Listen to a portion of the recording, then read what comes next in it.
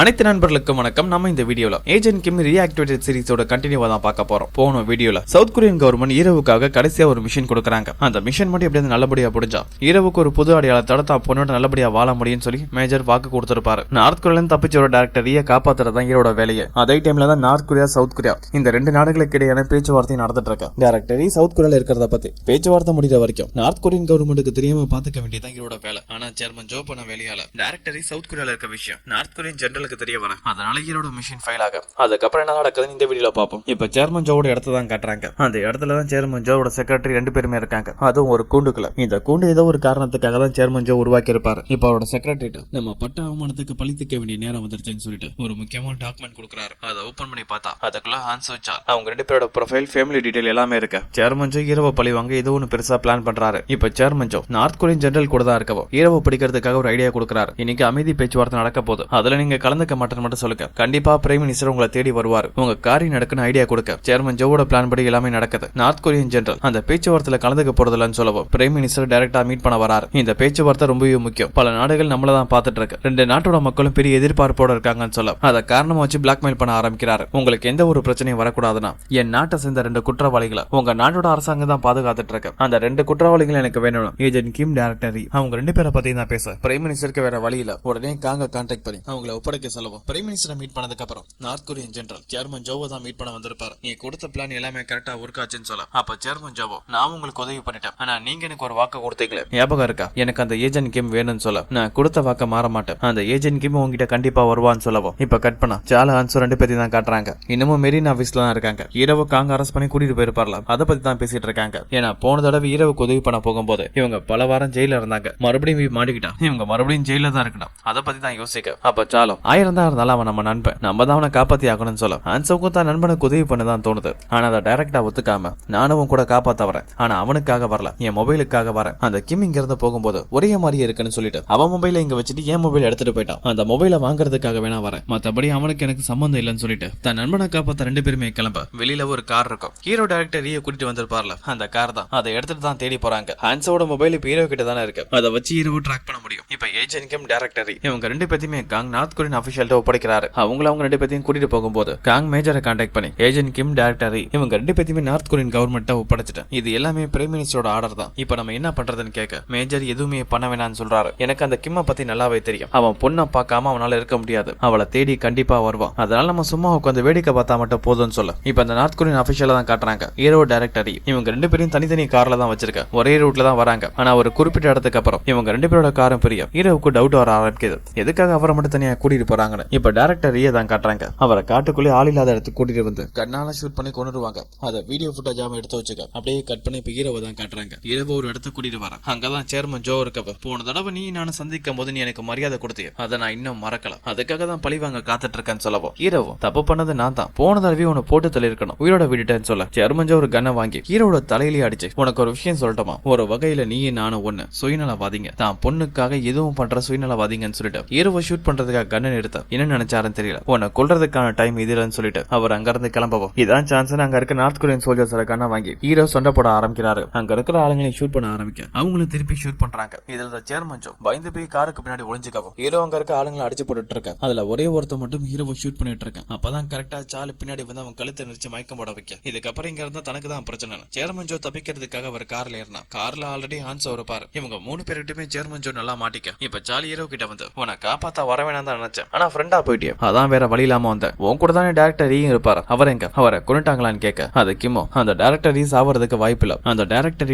ஏதோ ஒரு விஷயம் இருக்கு, அவரை கண்டிப்பா இவட தான் வச்சிருப்பாங்கன்னு சொல்ல அப்பதான் ஹான்ஸ் ஜோவை கூட்டிட்டு வரவும் ஜோவை கன் பாயிண்ட்ல வச்சு மிரட்டி கேட்கும் போது அவரும் அந்த டைரக்டர் காப்பாத்த நான் உனக்கு உதவி பண்றேன், ஆனா அதுக்கு பதிலா நீ என்ன உயிரோட விட்டுறேன்னு சொல்ல ஹீரோ ஒத்துக்கிறாரு. இப்ப எல்லாருமே கார்ல தான் கிளம்பிட்டு இருக்கவ. அப்ப ஹீரோ கரெக்டான டைம்ல வந்ததுக்காக ஹான்ஸோவுக்கு நன்றி சொல்ல நான் ஒண்ணு இதெல்லாம் உனக்காக பண்ணல, இது எல்லாத்தையுமே என் மருமக மின்னுக்காக தான் பண்ணன்னு சொல்லவும் அங்க இருந்து எல்லாருமே கிளம்புறாங்க. இப்ப கட் பண்ண ஒரு மிகப்பெரிய ஹோட்டல் தான் காட்டுறாங்க. இங்கதான் நார்த் கொரியன் அபிஷியலா தங்கி இருக்க. இந்த ஹோட்டல் சேர்மன் ஜோவுக்கு சொந்தமானதான். இந்த ஹோட்டல் கொஞ்சம் தூரத்திலேயே பேரிகார்ல வச்சு பாதுகாப்போட போலீஸ் நிக்கிறாங்க. ஏன்னா உள்ள தங்கி இருக்க எல்லாமே நார்த் கொரியன் அபிஷியல். சின்னதா பிரச்சனை வந்தாலும் சரி அங்க வாரே ஸ்டார்ட் ஆக வாய்ப்பு இருக்குன்னு தான் அவங்களுக்கு அதிகமான பாதுகாப்பு கொடுத்துருக்கோம். அப்பதான் அங்க இருக்கிறவங்க ஒரு கார் வரத பாக்குறாங்க. அதுல இருக்க நம்பர் பிளேட்டை வச்சு அது நார்த் கொரியன் கார் தான் தெரியும். அவங்க ஐடி கார்டை ஃபர்ஸ்ட் செக் பண்றாங்க. இவங்க நார்த் கொரியன் கார் தான். இவங்களுக்கான பர்மிஷன்லாம் இருக்கான்னு செக் பண்ணதுக்கு அப்புறம் தான் அவங்கள உள்ள விடவும் அந்த காரும் உள்ள வருது. டைரக்டர் சில நார்த் கொரியன் ஆளுங்க கூட்டிட்டு போயிருப்பாங்களே அவங்க தான் இவங்க. இவர் பேர் தான் டே. இந்த டேவ் அவங்க ஆளுங்களும் ஒரு பெரிய பைய எடுத்துட்டு ஹோட்டலுக்குள்ள வராங்க. அதுவும் ஜெனரலோட ரூமுக்கு. அந்த பையன் அங்க இருந்து ஓபன் பண்ணும்போது தான் தெரியுது அதுக்குள்ள இருக்கிற டைரக்டர் ரீ தான். அப்பதான் காட்டுறாங்க இந்த நார்த் கொரியன் ஜெனரலுக்கு டைரக்டர் ரியால ஏதோ ஒரு வேலை ஆக வேண்டியது இருக்கு. அந்த காரணத்தால தான் தன் நாட்டை ஏமாத்துறதுக்காகவும் தான் மேல இருக்க அதிகாரிகளை ஏமாத்துறதுக்காகவும் டைரக்டர் ரியா இறந்து போன மாதிரி ஒரு பொய்யான விஷயத்தை உருவாக்கி இருப்பாரு. அவரை ஷூட் பண்ணது என்னமோ உண்மைதான். ஆனா அதுக்கு முன்னாடி அவருக்கு புல்லட் ப்ரூஃப் ஜாக்கெட் மாட்டி இருப்பாங்க. இப்ப ஜெனரல் டைரக்டர் ரீ கிட்ட உங்களை தேடுறதுக்காக நாங்க எவ்வளவு கஷ்டப்பட்டோம் தெரியுமான்னு கேட்க,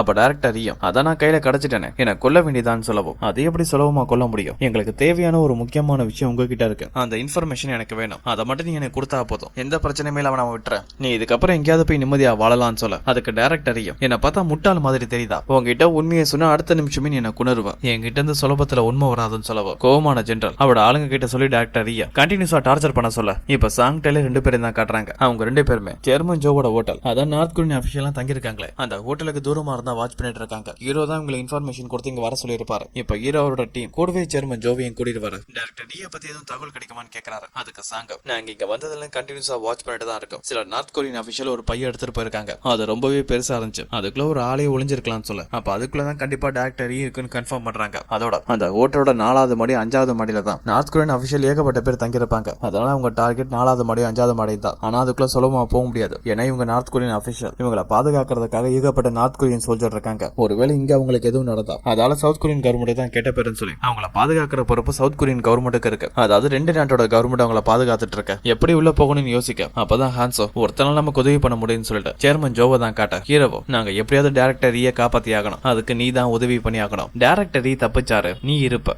அவருக்கு எதுவும் நடந்தா நான் உன்னை கொன்னுருவேன்னு சொல்ல சேர்மன் ஜோவுக்கு வேற வழியில அவரை உதவி பண்ண ஒத்துக்கிறாரு. அந்த பேரிகேடை தாண்டி கொஞ்சம் தூரம் போனா போதும். லெஃப்ட் சைடுல ஒரு சீக்ரெட் டனல் இருக்கு. அந்த வழியா போனா போதும் ஹோட்டல் இருக்கிற பர்சனல் ரூமுக்கு போக முடியும். அதோட அந்த பேரிகேடை கிராஸ் பண்றதுக்காக எனக்கு ஆக்சஸ் கார்டு இருக்கு. அதை காட்டினாலே போதும் அந்த சோல்ஜர்ஸ் எல்லாருமே விட்டுருவாங்கன்னு சொல்ல, இப்ப இவங்க உள்ள போறதுக்கான பிளான் பண்ணிட்டாங்க. ஆனா உள்ள போய் டைரக்டரியை காப்பாத்தி கொண்டு வரணும். அதுக்கான பிளானும் போயிட்டு இருக்கு. உள்ள ஏகப்பட்ட ஆளுங்க சர்வேலன்ஸ் கேமரா கூட இருக்கு. அதெல்லாம் எப்படி சமாளிக்கிறதுன்னு பேசிட்டு இருக்கேன். சாங் அந்த மொத்த பொறுப்பையும் தான் பாத்துக்கிறதா சொல்றாங்க. அந்த சர்வேலன்ஸ் கேமரால நீங்க மாட்ட மாட்டீங்கன்னு சொல்லவும், இப்ப இவங்க வெளியில வரணும். அதுக்கான பிளான டெய்லர் சொல்றாரு. என்கிட்ட ஒரு லாண்ட்ரி வண்டி இருக்கு. அதை எடுத்துட்டு ஹோட்டல்ல இருக்க லாண்ட்ரி துணி எடுக்கிறதுக்காக நான் உள்ள வரேன். சரியா 7:20க்கு வருவேன். 7:30க்கு அங்கிருந்து கிளம்புவேன். 10 நிமிஷம் டைம் இருக்கு. அதுக்குள்ள உன்னால காப்பாத்த முடியுமான்னு கேட்க ஹீரோ அந்த நேரம் போதுன்னு சொல்றாரு. இப்ப இவங்க உள்ள போறதுக்கு வெளியில வரதுக்கு இந்த எல்லா பிளானையும் பண்ணிட்டாங்க. இப்ப நைட் டைம் ஆகுது. இவங்க பிளான் நடத்துறதுக்கான நேரமும் வர சேர்மன் ஜோவோட கார்லயே ஹீரோ சார்ல்ஸ் சாங் 3 பேர் ஏறிக்குவாங்க. பின்னாடி இருக்க டிக்கில தான் ஹான்ஸா இருக்கவங்க இப்ப அந்த பாரிகேட்ட தான் வராங்க. அங்க பாதுகாப்பு இருக்க ஆளுங்க செக் பண்ணிட்டு இருக்காங்க. அப்படி செக் பண்ண போது சேர்மன் ஜோவோட ஆக்சஸ் கார்டை காட்டவும் அவரை உள்ள விட்டுருவாங்க. கொஞ்சம் தூரம் போனதுக்கு அப்புறம் லெஃப்ட் சைடு ஒரு வழி இருக்கும். அந்த வழியா திரும்ப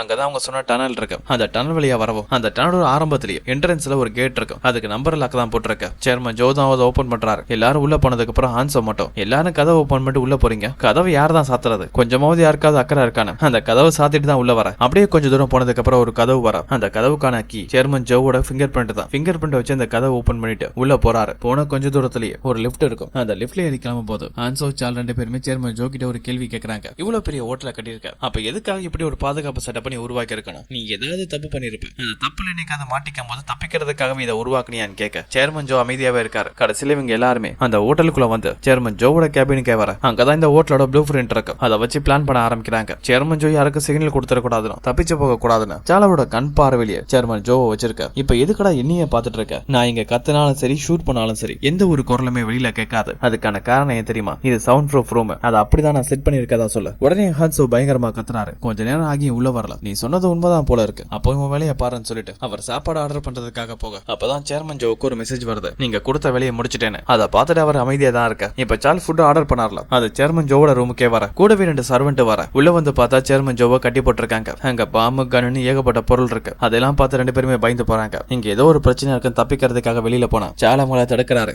அங்க இருக்கிற ஆளை பார்த்து உன் ட்ரெஸ்ஸோட சைஸ் என்னன்னு கேட்க அவன் XXL சொல்லவும் எனக்கு XXL தானே கரெக்டா இருக்கும், பரவாயில்ல பாத்துக்கிறேன்னு சொல்லிட்டு அதே இடத்துல ஒரு ரூம் இருக்கும். அந்த ரூம்ல 2 பேரையும் கட்டி போட்டு அவங்க ட்ரெஸ் சாலும் சாங்க மாத்திக்க இந்த சர்வெண்ட் சாப்பாடு கொண்டு வரதுக்காக ஒரு ட்ராலியில தான் வந்திருப்பாங்க. அந்த ட்ராலி கடையில ஹான்ஸோ ஒளிஞ்சுக்க சொல்ல 3 பேருமே சாப்பாடு எடுத்துட்டு அந்த சர்வலன்ஸ் ரூமுக்கு தான் போக இப்ப ஹீரோவை தான் காட்டுறாங்க. அந்த ஹோட்டலோட ரூஃப் டாப்க்கு சேர்மன் ஜோவோட ரூம்ல இருக்க லிஃப்ட் மூலமாவே வர. இப்ப அவங்க மிஷன் ஸ்டார்ட் ஆக போகுது. அவங்களுக்கான டைம் மொத்தம் 10 நிமிஷம். அதுக்குள்ள டைரக்டரியை காப்பாத்திட்டு அங்க இருந்து கிளம்பி ஆகணும். அப்பதான் டெய்லரை காட்டுறாங்க. டெய்லர் முதலோட லாண்ட்ரி வண்டி எடுத்துக்கிட்டு ஹோட்டலுக்கு வெளியில இருக்க அந்த பாரிகிட்ட தான் வரப்போம். அங்க பாதுகாப்புக்காக இருக்க ஆளுங்க செக் பண்ணிட்டு அவரை உள்ள விடுறாங்க. இப்ப ஹான்ஸோ சால் சாங் இவங்க 3 பேருமே ட்ராலியை தள்ளிட்டு அந்த சர்வலன்ஸ் ரூமுக்கு தான் போயிட்டு இருக்கு. அது போற வழியில ஏகப்பட்ட ஆளுங்க பாதுகாப்பாக நிக்கிறாங்க. அவங்களுக்கு சந்தேகம் வரக்கூடாதுன்னு சிரிச்சு சமாளிச்சுட்டு அங்க போகவும் சர்வலன்ஸ் ரூமும் வருது. அதோட கதவு தட்டுறாங்க. உள்ள இருக்க ஆளுங்களும் யாரும் வந்திருப்பாங்கன்னு ஒரு தைக்கத்தோடிய அங்க இருக்க ஓட்ட வழியா பார்க்க சாங்கும் உங்களுக்காக சாப்பாடு வந்திருக்குன்னு சொல்ல நம்பி கதவு திறந்தா டக்குன்னு ட்ராலியை தள்ளிவிட்டு 3 பேருமே உள்ள இறங்கி சண்டை போட ஆரம்பிச்சிருவாங்க. அங்க இருக்கிற ஆளுங்களை அடிச்சு போட்டு அந்த ரூம் மொத்தமா அவங்க கண்ட்ரோலுக்கு கொண்டு வர இப்ப டைரக்டரியே கண்டுபிடிக்கணும். டைரக்டரி 4வது மாடியில 5வது மாடியில தான் இருப்பாருன்னு தெரியும். ஆனா எந்த ரூம்ல இருப்பாருன்னு கரெக்டா தெரியாது. அதனால ஒரு பேக்கை கொண்டு போனாங்களே அந்த டைமை வச்சு சிசிடிவி கேமராவை செக் பண்ண அப்படி செக் பண்ணும்போது தான் அந்த பையன் கொண்டு போன ரூம் தெரிய வரவும் அங்கதான் டைரக்டரி இருக்கணும். அந்த ரூமோட நம்பர் ரூஃப் டாப்ல எங்க இருந்து குதிச்சா கரெக்டா எங்க வர முடியும் எல்லா தகவலையும் சொல்லும். ஹீரோ ரூஃப் டாப் வழியா கையில கட்டி அந்த ரூமோட பால்கனிக்கு வராரு. அது வழியா ரூமுக்குள்ள போகவா அங்க ஜெனரல் டைரக்டரிய டார்ச்சர் பண்ணிட்டு இருக்காரு. ஏதோ ஒரு விஷயத்தை கேட்டு அவரை காப்பாத்தலான்னு போக அப்பதான் அந்த ரூமுக்கு வேற யாரோ வர மாதிரி சவுண்ட் கேட்கவும் ஹீரோ மறுபடியும் ஒளிஞ்சுக்கிறாரு. அந்த ஜெனரல் பாத்ரூம்ல இருந்து வெளியில வர அங்க வந்த ஆளுங்க மூலமா ஒரு முக்கியமான இன்ஃபர்மேஷன் தெரிய வந்திருக்கு. ஏஜென்ட் கிம் தப்பிச்சிட்டாருன்னு. உடனே ஜெனரல் அப்ப அவன் கண்டிப்பா நம்மள தேடி இங்க தான் வருவான். அதனால பாதுகாப்பை பலப்படுத்துங்க. முக்கியமான விஷயம் நம்ம சோல்ஜர்ஸ் யாரும் கண்ணை பயன்படுத்த வேணாம். ஏன்னா இங்க இருக்கிறது நார்த் கொரியன் சோல்ஜர் மட்டும் இல்ல சவுத் கொரியன் சோல்ஜர்ஸும் எதுவும் நடந்தா கண்டிப்பா ரிப்போர்ட் பண்ணுவாங்க. நமக்கு தான் பிரச்சனைன்னு சொல்ல அந்த சோல்ஜர்ஸ் அங்க இருந்து கிளம்பவும் உள்ள டைரக்டர் 2 பேர் டார்ச்சர் பண்ணிட்டு இருக்காங்க. அவங்கள வெளியில வர சொல்ல ஜெனரல் அவங்க 2 பேரையும் போக சொல்லிட்டு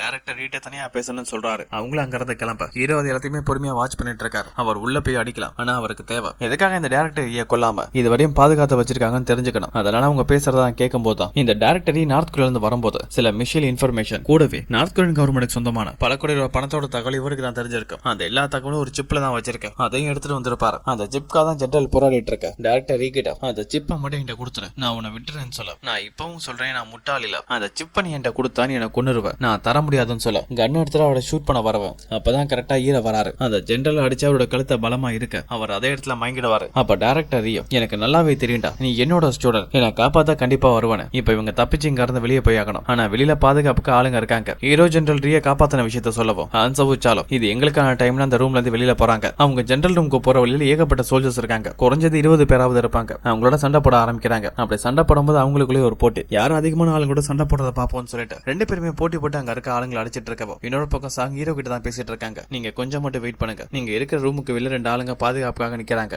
ஆன்சவும் சாலும் வந்துட்டு இருக்காங்க. அவங்க வந்ததுக்கு அப்புறம் வாங்கன்னு சொல்ல இப்ப அந்த நார்த் கொரியன் சோல்ஜர் டேவை தான் காட்டுறாங்க. டே செக்யூரிட்டிக்காக அந்த சர்வேலன்ஸ் ரூமை கான்டாக்ட் பண்ண ட்ரை பண்ணா யாருமே ரெஸ்பான்ஸ் பண்ணல. அதோட அவர் வாக்கி டாக்கி மூலமா பேசுறாங்க. சாங்க பாக்க இதுக்கப்புறம் நமக்கு தான் பிரச்சனை. அங்க இருக்கிற ஃபுட்டேஜ் அழிச்சிட்டு எஸ்கேப் ஆயிடுவாங்க. இவங்க எஸ்கேப் ஆனதுக்கு அப்புறம் தான் டே அங்க வர உள்ள வந்து பார்த்தா சர்வேலன்ஸ் ரூம்ல இருக்க எல்லாருமே யாரோ அடிச்சு வாயை பத்தி கட்டி வச்சிருப்பாங்க. அவங்கள காப்பாத்தி சிசிடிவி கேமரா பார்க்கலான்னு பார்த்தா சிசிடிவி கேமரா சரியா ஓபன் ஆகல. அதனால அதே ஆளுங்க கிட்ட சீக்கிரமா அதை ரெக்கவர் பண்ணுங்கன்னு சொல்லவும் இப்ப இங்க ஏதோ ஒண்ணு தப்பா நடந்திருக்குன்னு டேக்க தெரியும். எப்படியாவது அதை தடுத்தாகணும்னு சொல்லிட்டு அங்க மொபைல் ஜாமர் யூஸ் பண்றாரு. இதுக்கப்புறம் மொபைல் எதுக்கு சிக்னல் கிடைக்காது. அதனால ஹீரோ ஒரு டீம்ல இருக்க மத்த ஆளுங்க ஒருத்தர் கான்டாக்ட் பண்ணிக்க முடியாது. அப்ப ஹீரோவோ ஒருத்தர் இதுக்கப்புறம் கான்டாக்ட் பண்ணிக்க முடியாது. சாங்கிட்ட இருந்து எந்த ஒரு இன்ஃபர்மேஷனும் வரல. இப்படியே வெயிட் பண்ண நமக்கு தான் பிரச்சனை. வெளியே இருக்க ஆளுங்களை அடிச்சு போட்டு டைரக்டரியை கூட்டிட்டு வரவும் இப்ப சேர்மன் ஜோவை தான் காட்டுறாங்க. இன்னமும் அவரோட ரூம்ல தான் இருக்காரு. ஹான்ஸோட கட்டிப்பட்டு போயிருப்பார்ல, எப்படியாவது வந்து வெளியில வரணும் முயற்சி பண்றாரு. சேர்மன் ஜோவோட பாக்கெட்ல ஒரு லைட்டர் இருக்கும். அதை எடுக்கிறதுக்காக ட்ரை பண்ணும்போது கீழே விழ இப்ப மறுபடியும் சர்வேலன்ஸ் ரூம்ல இருக்க டேவை தான் காட்டுறாங்க. அங்க இருக்க கேமரா பிரச்சனை அப்படியே சரி பண்ணியாச்சு. அதனால சிசிடிவி ஃபுட்டேஜ் பார்க்கும்போது ஹான்சோச்சால் அவங்க 2 பேருமே அங்க இருக்க பாடி கார்ட்ஸ் எல்லாத்தையும் அடிச்சிட்டு இருக்காங்க. அதுதான் பார்க்கும்போது இந்த டேக் ஏற்கனவே ஹான்சோ தெரியும் போல இருக்கு. அவரை மட்டும் தனியா பாத்துட்டு இருக்க. இன்னொரு பக்கம் ஹான்சோச்சால் இவங்க 2 பேரும் எப்படியும் அவங்க சண்டையை முடிச்சிட்டாங்க. அங்க மொத்தம் 20 பேர். 2 பேருக்கு நடுவில் நடந்த போட்டி டை ஆயிடும். அவங்களுக்குள்ள நடந்த போட்டியில 2 பேரும் கரெக்டா ஆளுக்கு 10 பேர் அடிக்க இப்ப அதை முடிச்சிட்டு கிளம்புறதுக்காக லிப்ட்ல ஏற போறாங்க. அப்படி லிப்ட்ல ஏற போகும்போது அதுல திடீர்னு 4 பேர் இருக்காங்க. இந்த 4 பேருமே என்னோட கணக்குன்னு சொல்லிட்டு சால் வேகமா அந்த லிப்டுக்குள்ள போய் அதை க்ளோஸ் பண்ணவும் ஹான்ஸோ வெளியில திறக்கிறதுக்காக எவ்வளவு ட்ரை பண்ணாலும் அது திறக்க மாட்டது. இவன் சண்டை போற ஆர்வத்துக்கு நம்ம தான் நடந்து போகணும்னு சொல்லிட்டு அவர் படிக்கட்டு வெளியே நடந்து போயிட்டு இருக்க. இப்ப லிப்டுக்குள்ள சாலை தான் காட்டுறாங்க. அவங்க 4 பேர் கூட சண்டை போடவா இவர் முதல்ல அவங்க அடிக்கிறார். அதுக்கப்புறம் 4 பேர் சேர்ந்து சாலை அடிச்சிட்டு இருக்க. இப்ப டேவை தான் காட்டுறாங்க. இங்க வந்த டீம் என்ன பிளான் பண்ணாங்க தெரியாது. இது வரைக்கும் என்ன பண்ணாங்க தெரியாது. இவங்க பிளான் நடக்காம எப்படியாவது தடுத்தாக்கணும். அதுக்கு இவங்களை லேட் ஆக்கி ஆகணும்னு சொல்லிட்டு அங்க உள்ள கரண்ட் கனெக்ஷனை கட் பண்ண சால் லிப்டுக்குள்ளே மாட்டிக்குவார். இது கடையில டெய்லர் அந்த லாண்டரி துணி பிக்கப் பண்ற இடத்துல தான் இருக்கவோ அவர் ஒரு ஆள் வாட்ச் பண்ணிட்டே இருப்பான். கரண்ட் கட் ஆனதுக்கு அப்புறம் இங்க ஏதோ பிரச்சனை போல இருக்கு, நீங்க போயிட்டு அப்புறமேட்டு வாங்கன்னு சொல்லி அவர் அனுப்பவும் டெய்லருக்கு என்ன சொல்லி சமாளிக்கிறதுன்னு தெரியல. அதனால வண்டி எடுத்துட்டு அங்க இருந்து கிளம்பவும் இப்ப லெப்டுக்குள்ள இருக்க சாலை தான் காட்டுறாங்க. கரண்ட் கட் ஆனதுல சாலுக்கான டைம் கிடைக்காவும் அங்க இருக்க 4 பேரையும் சரியா முத்தி இருக்காரு. அதோட ஒரு நார்த் கொரியன் சோல்ஜர் ரொம்ப பயந்து போயிருப்பான். அங்க ரொம்பவே இருட்டா இருக்குன்னு லைட்டர் மூலமா சால் எங்க தான் இருக்காருன்னு சொல்லி தேடிட்டு இருக்க. அப்ப திடீர்னு வந்து ஷாக் கொடுத்து அடிச்சிட்டு இருக்காரு. அப்படியே ஒவ்வொரு ஆளுங்களையும் அடிச்சிட்டு இருக்க. ஒரு கட்டத்துல 4 பேருமே ஒண்ணா நிக்கிறாங்க. சாலை காணோம். அந்த தடி எங்க தான் போனான்னு யோசிக்காவும் அப்பதான் லிப்டுக்கு மேல இருந்து ஒரு குரல் கேக்குது, நான் இங்க இருக்கேன்.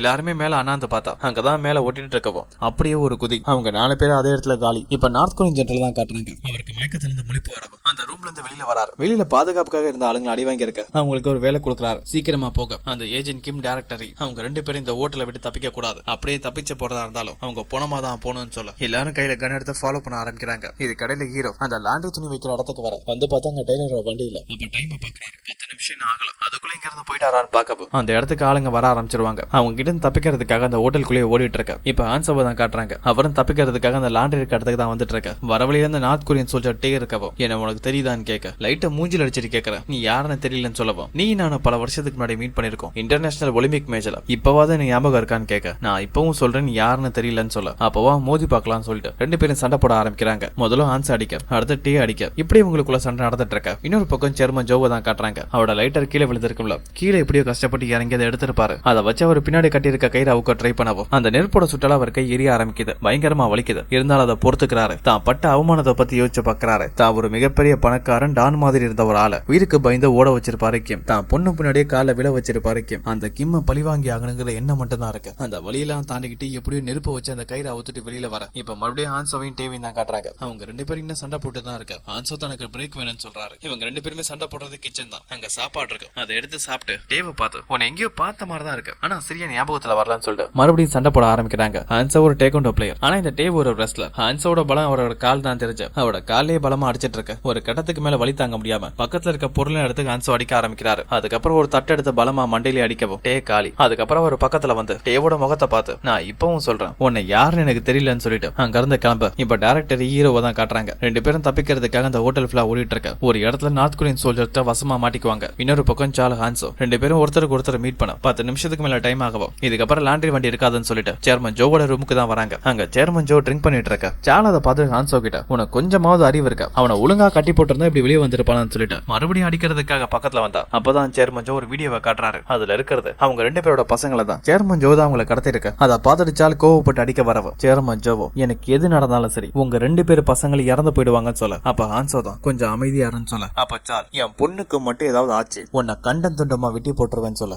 இப்ப டெய்லரை தான் காட்டுறாங்க. அவர் இன்னும் ஹோட்டல்ல இருந்து வெளியில போகல. அந்த பாடிகார்டை சமாளிக்கிறதுக்காக அங்க இருந்து கிளம்புற மாதிரி கிளம்பினாலும் அந்த ஹோட்டலை தான் சுத்திட்டு இருக்க. அப்பதான் சால் ஒரு கார்ல கிளம்பவும் பின்னாடி சீட்ல சேர்மன் ஜோ உட்கார்ந்து இருப்பாரு. இவங்க 2 பேருமே எங்க போறாங்கன்னு யோசிக்க இப்ப நார்த் கொரியன் சோல்ஜர்ட்ட மாட்டிக்கிட்டா ஹீரோ கிம்மியும் டைரக்டர் ரீயும் தான் காட்டுறாங்க. இப்படி இருந்தா தப்பிக்க முடியாது. 2 பேரும் சண்டை போட ஆரம்பிக்கிறாங்க. அந்த நேரம் அவங்களுக்கு உதவி பண்றதுக்காக சாங் அங்க வர எப்படியும் அங்க இருக்க ஆளுங்களாம் அடிச்சு போட்டு எல்லாரும் தப்பிச்சு வெளியில வர அங்க லக்கேஜ்களை கொண்டு போறதுக்கான ஒரு வண்டி இருக்கும். அந்த வண்டி எடுத்து தப்பிச்சு வர பின்னாடி ஆளுங்களும் வந்துட்டு இருக்காங்க. ஹீரோ சமாளிக்கிறதுக்காக ஒரு பாம்பு எடுத்து போட எப்படி அவங்க எல்லார்ட்டையும் தப்பிச்சு அந்த ஹோட்டல்ல ஒரு பத்திரமான இடத்துக்கு வர அந்த இடத்துல சி அங்க இருக்கான். அதுவும் கையில கன்னோட இருக்கவும் டைரக்டர் ரீ அதை பார்த்துட்டு அவசரப்பட்டு கோட் நேம் 66 குணராதா இப்ப அவன் உதவி நமக்கு தேவைன்னு சொல்ல அப்பதான் ஒரு ட்விஸ்ட். சியாங் இங்க வந்தது கிம்ம தேடி இல்ல அந்த டைரக்டர் ரீய தேடி தான். என் அண்ணன் சாவுக்கு நீதான் காரணம் எனக்கு தெரிஞ்சிருச்சு அதனாலதான் உன்னை கொல்ல வந்தேன்னு சொல்ல அப்ப டைரக்டர் ரீயும் உன் அண்ணன் சாவுக்கு எனக்கு எந்த ஒரு சம்பந்தமும் இல்ல அவன் மிஷனுக்கு போகும்போது இறந்து போனதா சொல்ல உடனே சியாங் மிஷனுக்கு போகும்போது இறந்து போனானா நீ என்கிட்ட என்ன சொன்ன நான் போய் கிம்ம கொண்டுட்டு வரணும்னு சொன்னேன். ஏஜென்ட் கிம் தான் என்னோட அண்ணனை கொன்னான்னு சொன்னேன். இப்ப ஏஜென்ட் கிம் இங்கே இருக்காரு. அவர்கிட்ட கேட்கறேன் அந்த மிஷின்ல என் அண்ணனை கொண்டது நீங்களான்னு கேட்கவும் அது கீழே சிம்பிளா ஒரு பதில் சொல்லுவார் உன் அண்ணனை என்னால காப்பாற்ற முடியல. அதை வச்சே புரிஞ்சுக்கிறாரு தான் அண்ணன் சாவுக்கு ஏஜென்ட் கிம் காரணம் இல்ல இந்த டைரக்டர் ரீதானு. அவரை ஷூட் பண்ண கரணிட்ட ஹீரோ இடையில வந்துருவாரு. அப்ப சியாங்க நீ எதுக்காக அவனை காப்பாத்துறன்னு கேட்டா அப்ப ஹீரோவும் அந்த டைரக்டர் நீ எவ்வளவு கொல்லணும்னு வெறியோட இருக்கியோ அதை விடவும் அதிகமான வெறியோட நான் இருக்கேன். ஆனா எனக்கு என் பொண்ணு முக்கியம். அவ கூட நான் இருக்கணும். அவளை நான் காப்பாத்தணும். அதுக்கு இந்த டைரக்டர் உயிரோட தான் இருக்கணும். நான் பெத்த என் பொண்ணுக்கு முன்னாடி என் பழி வாங்குற நான் பெருசுலன்னு சொல்ல சியாங்கும் புரிஞ்சுக்கிறாரு கிம்மோட பொண்ணு ஆபத்துல தான் இருக்கணும். அவளை காப்பாத்த இந்த டைரக்டர் முக்கியம் தெரியும் ஷூட் பண்ண மாட்டான். அப்பதான் டெய்லர் அந்த இடத்துக்கு வரவும் அந்த டெய்லரோட வண்டியில டைரக்டர் ஏத்திட்டு இரவும் சாங் அங்கிருந்து கிளம்ப சியாங் அவங்களை தடுக்க மாட்டான். இப்ப அந்த வண்டியோட பேரிகார்டை தாண்டி போகவும் இப்ப நார்த் கொரியன் ஜெனரல் தான் காட்டுறாங்க. அவர் ஆளுங்க மூலமா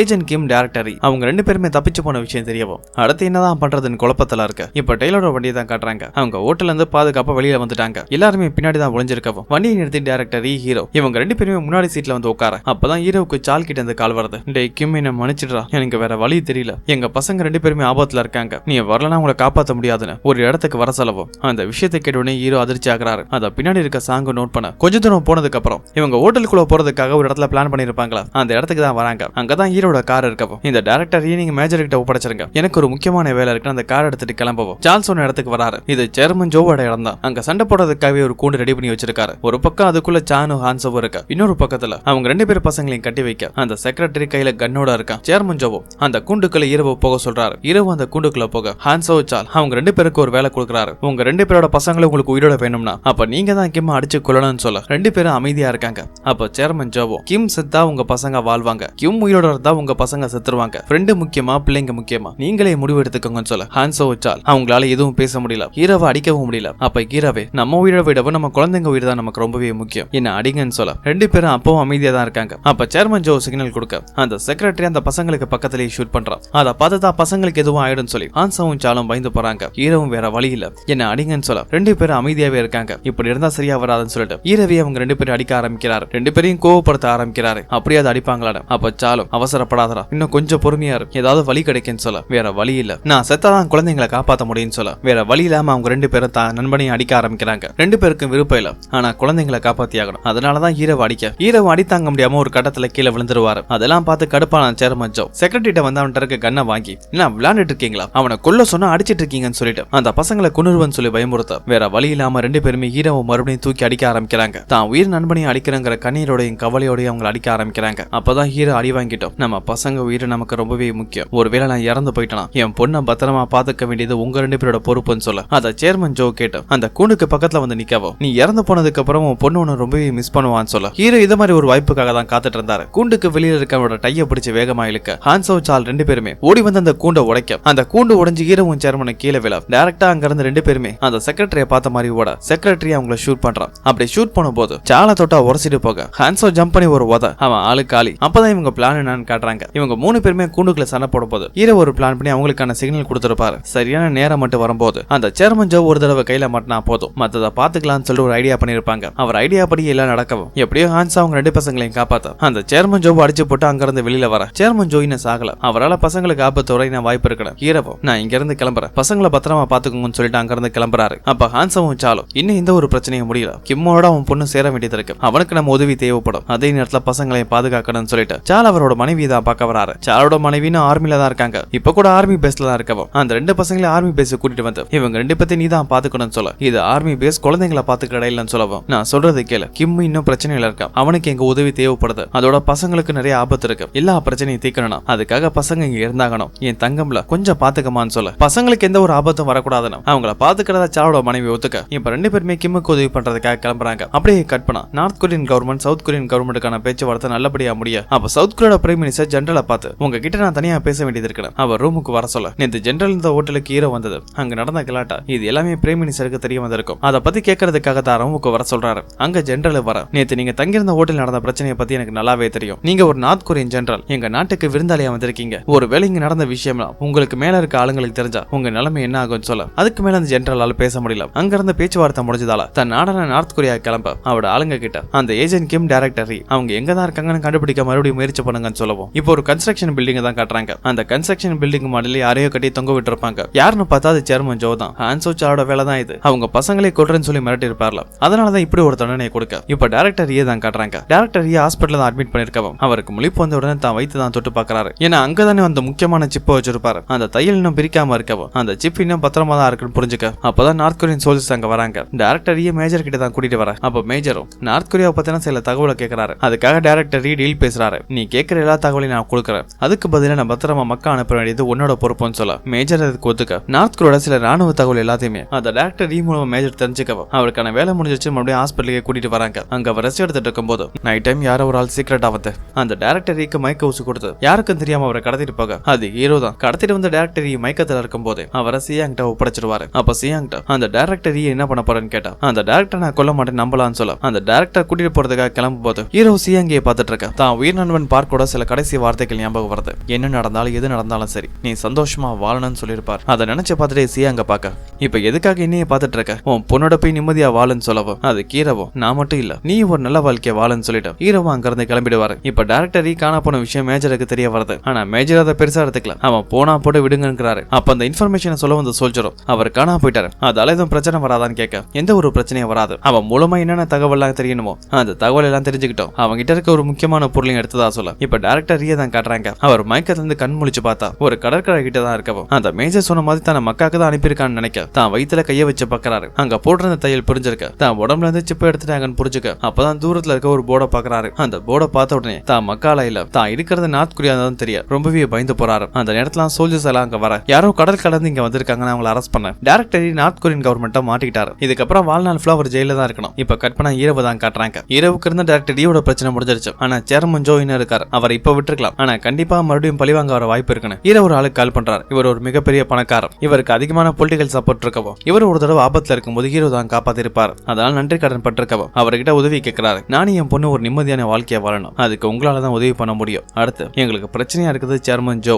அவனை அடியோட அழிக்கணும்னு சொல்ல நீ என் உயிரையை காப்பாத்திருக்க. உனக்காக இந்த உதவி நான் பண்ண மாட்டேன்னு சொல்லிட்டு ஹீரோவுக்காக உதவி பண்ண ஆரம்பிக்கிறாரு. சேர்மன் ஜோட கன்ஸ்ட்ரக்ஷன் கம்பெனிக்கு ப்ராசிக்யூட்டர்ஸ், அட்வொகேட்ஸ் நிறைய பேர் என்கொயரிக்காக வராங்க. அங்க என்கொயரி பண்ணும்போது தான் கம்பெனியில் நடந்த பெரிய தவறுகளை பத்தியும் பல பண முறைகேட பத்தியும் தெரிய வந்திருக்கும். அதை விட முக்கியமா இந்த சேர்மன் ஜோ எந்தெந்த அரசியல்வாதிகள் சம்பந்தப்பட்டிருக்காரோ அவங்க எல்லாரையும் அரெஸ்ட் பண்றாங்க. அதுல எப்படியோ பாதுகாப்புத்துறை அமைச்சரை மாட்டிக்க போலீஸ் வரதுக்கு முன்னாடி இங்க இருந்து தப்பிக்கணும் பாதுகாப்புத்துறை அமைச்சர் முயற்சி பண்றாரு. ஆனா அதுக்கு முன்னாடியே காங்காவோட டீமும் வந்து அவரை பிடிச்சிருவாங்க. கட் பண்ணா கம்போடியோட தான் காட்டுறாங்க. சேர்மன் ஜோ ஒரு பொண்ணு யூரி அங்கதான் பத்திரமா வச்சிருக்கவும் யூரியோட படிச்ச பசங்க நிறைய பேர் மெசேஜ் பண்றாங்க. முன்ன கடத்த ட்ரை பண்ணது நீதானம். உன் அப்பா முன்ன கொலை பண்ணவும் ட்ரை பண்ணிருக்காரு. உன் குடும்பமே ஒரு ஆபத்தான குடும்பம்னு ஏகப்பட்ட மெசேஜ் வர அந்த எல்லா விஷயமும் ஸ்கூல் ஃபுல்லா தெரிய வந்திருக்கும். அந்த பசங்க எல்லாருமே கண்டினியூஸா மெசேஜ் பண்ணிட்டு இருக்க. இது கடையில அவங்க அப்பா ஹாஸ்பிட்டல் இருக்க விஷயமும் தெரிய வர தான் பண்ண தப்பால பெரிய பிரச்சனை மாறிட்டு திண்டாடிட்டு இருக்க. இப்ப சேர்மன் ஜோவை தான் காட்டுறாங்க. ஹான்சோ சால் அவங்க ரெண்டு பேரும் அடிச்சாடியில அவரோட உடம்பு ரொம்ப வீக்கா இருக்கும். அதனால ஹாஸ்பிட்டல் அட்மிட் பண்ணிருக்க. இப்ப என்கொயரிக்காக கூட்டிட்டு போறாங்க. அப்படி கூட்டிட்டு போகும்போது ஏகப்பட்ட ரிப்போர்ட்டர்ஸ் கேள்வி கேட்க வந்திருப்பாங்க. உங்க கம்பெனில நிறைய பண முறைகேடு நடந்திருக்கு. இதெல்லாம் உண்மையா? உங்க பொண்ணுதான் மின்னுங்கிற ஒரு பொண்ணை கொலை பண்ணலாம்னு சொல்லிட்டு ஏகப்பட்ட கேள்வி கேட்டுட்டு இருக்க. அதுல ஒரு ஆளுங்களா ஒருத்தன் வந்து திடீர்னு கத்தி எடுத்து சேர்மன் ஜோவை குத்துறான். அப்பதான் தெரியுது இது கோல்டுன்னு.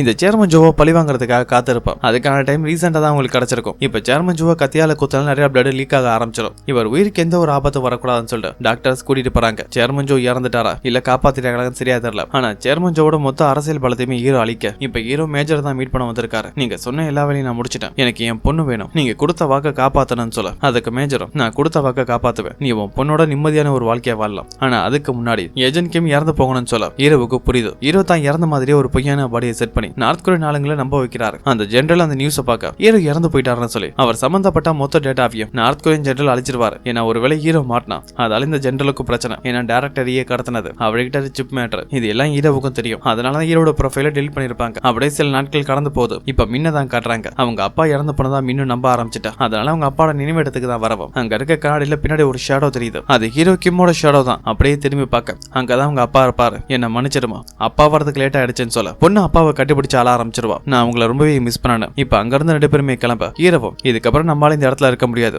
ஒரு புது வில்லன் ஒரு நிம்மதியான வாழ்க்கையை வாழ போறோம்னு சொல்ல ரெண்டு பேருமே சவுத் கொரியன் ஏஜென்ட்டோட ஹெட் குவார்டர்ஸ் தான் வராங்க. அந்த ஹெட் குவார்டர்ஸ்ல அங்க மொத்த ஏஜென்ட்களும் உங்களுக்கு நான் ரொம்பவே தொலை கொடுத்துட்டேன், அதுக்காக மன்னிப்பு கேட்கிறேன்னு சொல்லிட்டு தான் பண்ண தப்புக்காக மின்னுக்கு ஒரு அழகான ஏர்பேண்டை கொடுத்து அவங்களுக்கான புது ஐடென்டிட்டி கொடுக்குறாங்க. இதுக்கப்புறம் இந்த அடையாளத்தையும் இவங்க சொல்லியிருக்க இடத்துல தான் இவங்க ரெண்டு பேருமே வாழ போறாங்க. அந்த அடையாளம் சம்பந்தப்பட்ட டாக்குமெண்ட்லாம் வாங்கிட்டு ரெண்டு பேருமே அந்த ஹெட் குவார்டர்ஸ்ல இருந்து வெளியில வந்தா அங்க டெய்லர் இருக்காரு. மின்னுக்காக ஒரு ட்ரெஸ் கொடுக்குறாரு. இது எதுக்காகன்னு சொல்லவும் நான் வேணா ஒரு ஸ்பையா இருக்கலாம், உன உளவு பார்த்திருக்கலாம், ஆனா பல வருஷமா உன் பக்கத்து வீட்லயே இருந்திருக்கேன், அதனால உன் மேல எனக்கு நல்ல மரியாதை இருக்கு, உன் பொண்ணு மேல அக்கறை இருக்குன்னு சொல்லிட்டு அந்த ட்ரெஸ்ஸை கொடுக்க அதை வாங்கிட்டு ரெண்டு பேருமே கிளம்புறாங்க. அதோட மினி இப்ப புது ஸ்கூல்ல ஜாயின் பண்ணி ஆகணும். அதுக்கு அவங்க டிசி தேவைன்னு சொல்லிட்டு பழைய ஸ்கூலுக்கு சாங்கோட வந்து அவங்க டிசியை வாங்குறாங்க. ஏன்னா இந்த உலகத்தை பொறுத்த வரைக்கும் கிம் தான் இறந்து போயிட்டாரு. அதனாலதான் அவருக்கு பதிலா சாங் இங்க வந்திருக்கவோ மின் டிசி வாங்கிட்டு வெளியில வந்தா மின் இங்க வந்தது தெரியும். ஹூன் அவங்களை மீட் பண்ண வந்திருப்பான். அதான் மின்னுக்கு ஒரு பையன் மேல கண்ணா இருந்திருக்குமே, அந்த பையன் ஹூன் தான். மின் கிட்ட இப்ப தனியா தான் பேசிட்டு இருக்கான். நீ காணா போறதுக்கு ஒரு நாளைக்கு முன்னாடி உனக்கு ஒரு மெசேஜ் வந்துச்சு. அந்த மெசேஜை நான் அனுப்பல. சில பேரை நீ மிரட்டி என் போனை வாங்கி அவங்க தான் உனக்கு மெசேஜ் அனுப்புனாங்க. நடந்த பிரச்சனைக்கு ஏதோ ஒரு வகையில நானும் காரணம். அதுக்காக என்ன மன்னிச்சிரு.